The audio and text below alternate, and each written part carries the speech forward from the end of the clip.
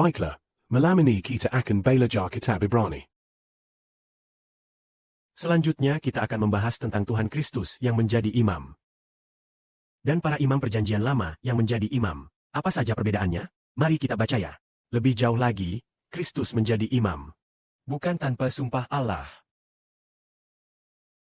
Bukan tanpa sumpah dari Allah. Para imam yang ditetapkan berdasarkan garis keturunan. Tidak diangkat dengan sumpah Allah.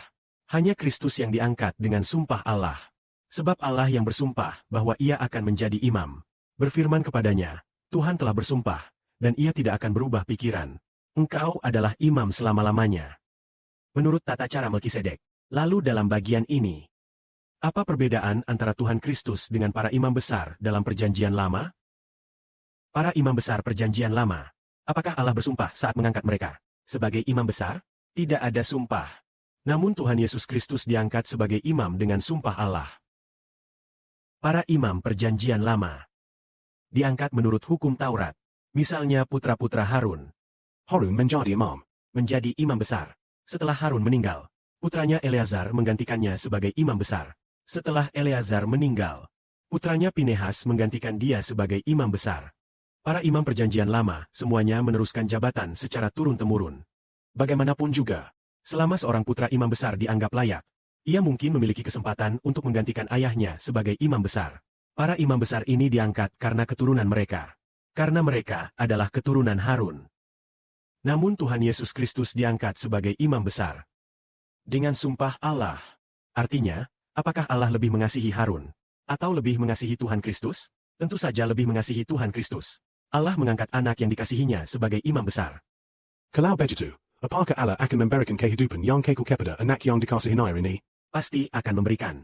Ia memberikan kehidupan kekal kepada anak yang dikasihinya. Sedangkan para imam besar perjanjian lama sendiri adalah orang-orang fana yang pasti mati dan tidak bangkit kembali.